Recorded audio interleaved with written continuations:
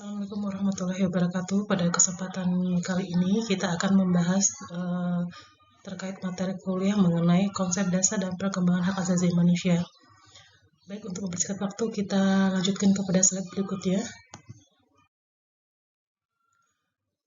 Hak asasi manusia merupakan hak-hak yang dimiliki manusia semata-mata karena ia manusia, meskipun ia terlahir dengan warna kulit, jenis kelamin, bahasa, budaya, dan kewarganegaraan yang berbeda, ia tetap memiliki hak tersebut. Konsep dasar HAM ini merupakan awal mula timbulnya konsep pemikiran mengenai hak asasi manusia. Pertama kali diperkenalkan oleh seorang ahli yang bernama John Locke yang di dalam teori hukum hak kodrati atau natural right theory. Menurutnya, semua individu dikaruniai oleh alam yang berasal dari Tuhan yang melekat atas hidup kebebasan kepemilikan yang merupakan milik mereka dan tidak dapat dicabut oleh negara. Melalui kontrak sosial antara individu dan masyarakat kepada negara, perlindungan hak ini tidak dapat dicabut dan diserahkan kepada negara secara mutlak. Jadi negara hanya bertujuan untuk melindungi dan mengatur mengenai hak-hak tersebut. Namun konsep tentang hak kodrati ini mendapatkan pertentangan dari kelompok positivisme karena mereka berpendapat bahwa hak itu hanya dapat diturunkan dari hukum negara. Hak tidak begitu saja datang dari alam. Perkembangan pemikiran hak asasi manusia dibagi atas 3 generasi. Generasi pertama hak asasi manusia, generasi kedua ada generasi ketiga. Jadi masing-masing generasi itu memiliki mengandung perbedaan terkait dengan lahirnya jenis-jenis hak asasi manusia dalam perkembangannya. Generasi pertama hak asasi manusia. Pada generasi pertama hak asasi manusia ini menekankan pada kebebasan atau hak-hak generasi pertama yang sering dirujuk untuk mewakili hak-hak sipil dan politik. Berawal dari adanya tuntutan untuk melepaskan diri dari kungkungan kekuasaan absolutisme negara seperti yang terjadi di Amerika Serikat, revolusi di Prancis pada abad ke-17 dan abad ke-18. Hak-hak generasi pertama ini juga dikenal dengan hak negatif yang menempatkan kedudukan negara tidak boleh berperan aktif, karena jika negara aktif maka akan cenderung atau berpotensi timbulnya pelanggaran-pelanggaran hak asasi manusia. Hak generasi pertama ini diantaranya hak kebebasan bergerak, hak berpolitik, hak hidup, hak untuk tidak disiksa, dan bebas dari penahanan sewenang-wenang. Generasi kedua hak asasi manusia. Pada generasi kedua ini diwakili oleh perlindungan hak-hak ekonomi, merupakan awal mula lahirnya jenis hak-hak ekonomi, sosial, dan budaya. Hak-hak ini muncul dari tuntutan warga terhadap negara untuk menyediakan pemenuhan terhadap kebutuhan dasar setiap manusia, setiap masyarakat, mulai dari makanan sampai pada kesehatan. Dalam rezim hak ini menuntut negara untuk bertindak lebih aktif dan efektif untuk menjamin pemenuhan hak asasi manusia di bidang ekonomi, sosial, dan budaya masyarakat. Generasi ketiga, hak asasi manusia. Ini merupakan generasi perkembangan hak asasi manusia yang dalam kategorisasi yang terakhir. Perkembangan hak pada generasi ketiga ini dilatar belakangi akibat adanya tuntutan dari negara-negara dunia ketiga atau negara berkembang atas tatanan internasional yang adil. Negara-negara berkembang ini menginginkan adanya tatanan ekonomi hukum internasional kondusif bagi terjaminnya hak-hak pembangunan, hak atas perdamaian, hak atas hidup yang layak, dan hak lainnya yang berkaitan dengan generasi kedua hak asasi manusia yang terkait dengan bidang hak ekonomi, sosial, dan budaya. Maka untuk mewujudkan terwujudnya hak-hak tersebut, maka diperlukannya adanya kerjasama antar negara-negara. Jadi tidak hanya menjadi tanggung jawab jadi satu negara saja. Tonggak sejarah hak asasi manusia dibagi atas 2, sebelum Perang Dunia Pertama dan setelah Perang Dunia Kedua. itu sebelum Perang Dunia Pertama itu dibagi lagi menjadi 5.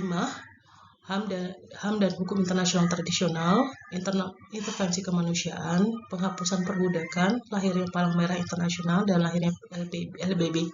Jadi ini merupakan tonggak sejarah lahirnya hak asasi manusia berdasarkan masa dekade yang terjadi pada saat itu sebelum Perang Dunia Pertama.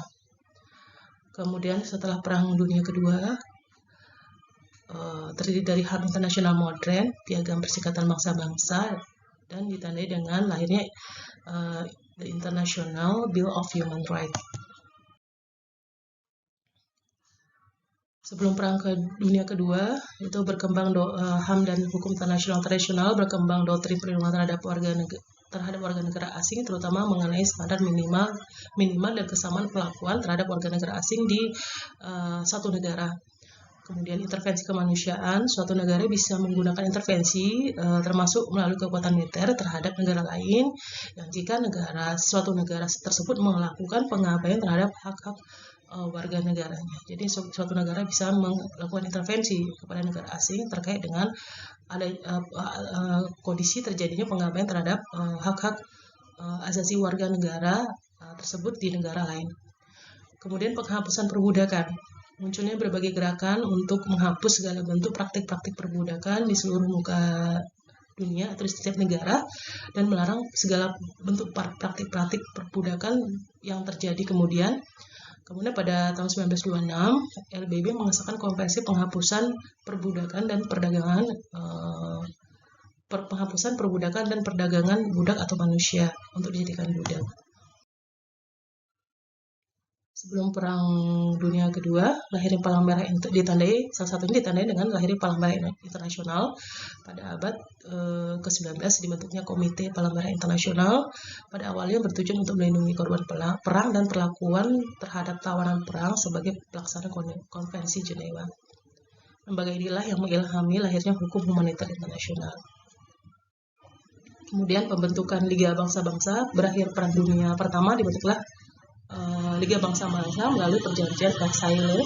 Tujuan utama dibentuknya LBB ini adalah untuk memajukan kerjasama internasional guna mencapai perdamaian dan keamanan internasional.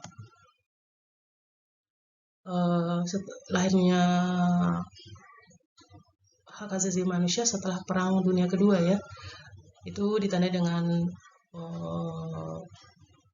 perkembangan HAM internasional modern ya, pemikiran HAM internasional modern dalam HAM internasional modern ini menempatkan individu sebagai subjek bukan lagi sebagai objek. Jadi manusia itu sebagai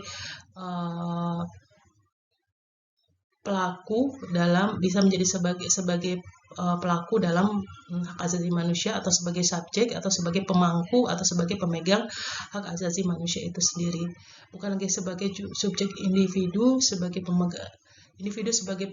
right holder, sementara negara sebagai duty holder. Ini menekankan pada hak-hak yang melekat antara individu dengan negara. Sementara negara sebagai duty holder, dia sebagai pemangku kewajiban yang mempunyai tanggung jawab untuk memenuhi perlindungan dan memenuhi hak asasi manusia.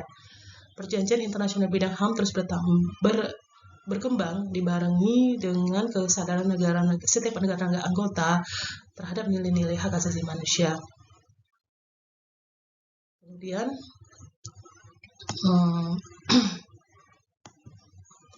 konsep besar dari hak asasi manusia ini terkait dengan sejarah lahirnya HAM sangat dipengaruhi oleh kondisi sosial politik pada masanya akibat konflik kekerasan, perbudakan, kolonialisme, memunculkan pemikiran tentang prinsip-prinsip HAM untuk dituangkan dalam perjanjian internasional, sepakat bersama negara-negara untuk dapat dihormati dan dipatuhi dan dilaksanakan oleh masing-masing negara. Sekian dari saya, semoga materi ini bisa membantu adik-adik dalam mendukung kelancaran proses belajar mengajar terkait dengan materi konsep dasar hak asasi manusia dan sejarah perkembangan hak asasi manusia. Lebih dan kurang saya mohon maaf. Wabillahi taufiq wal hidayah. Wassalamualaikum warahmatullahi wabarakatuh.